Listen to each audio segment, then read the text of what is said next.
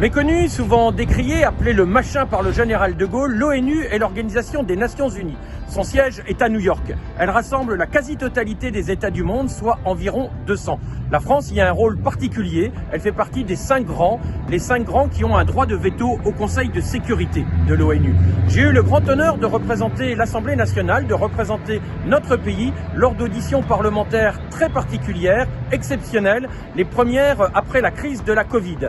Alors, si vous voulez en savoir un peu plus, je vous propose de me suivre. C'est un travail moins connu de votre député, plus occasionnel, mais suivez-moi dans les coulisses de l'ONU.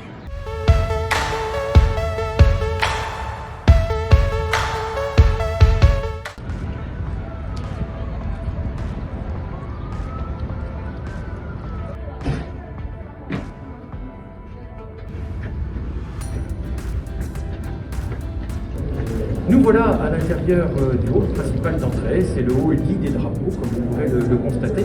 C'est un hall stratégique puisqu'il permet de desservir l'ensemble des salles, des amphithéâtres de l'ONU. On a droit devant l'Assemblée générale, on a le Conseil de sécurité, le Conseil de tutelle, beaucoup d'autres éléments. Voilà un peu où nous sommes aujourd'hui.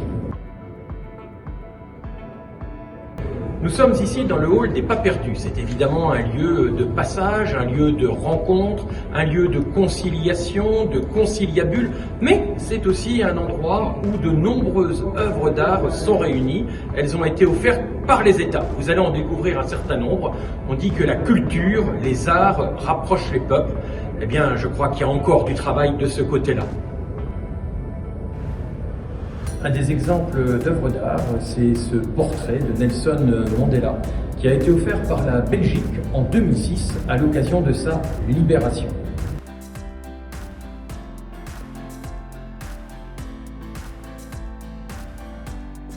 Nous sommes ici dans le salon des délégués, c'est un lieu de passage, là aussi, une cafétéria, un lieu d'échange. C'est ici que nous avons rencontré différentes délégations marocaines, ukrainiennes liées à la crise, et puis aussi où nous avons des contacts réguliers avec la représentation permanente, l'ambassadeur de Rivière, Monsieur de Rivière, à l'ONU.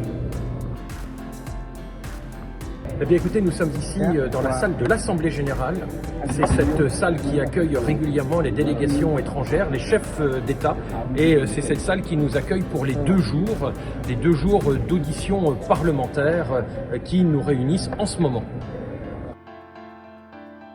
Et qu'il nous appartient dans nos parlements nationaux de nous impliquer davantage. C'est vrai avec les commissions des affaires étrangères, c'est vrai aussi dans les relations politiques plus étroites avec les exécutifs et notamment avec les ministères des affaires étrangères. Et peut-être faudrait-il aussi dans nos parlements créer des délégations particulières, spécifiques pour mieux intégrer nos collègues. En réalité, les révolutions sont dans les têtes et la question est la suivante: comment intéresser davantage l'ensemble des parlementaires nationaux alors qu'ils sont plutôt dans le national et dans le court terme, alors que les sujets que nous abordons ici sont plutôt de long terme et avec des objectifs un peu plus larges. Nous sommes ici devant le Conseil de sécurité. Jeudi 17 février s'est tenue une importante réunion, un Conseil de sécurité à propos de l'Ukraine. C'est l'actualité qui guide ici les agendas à l'ONU.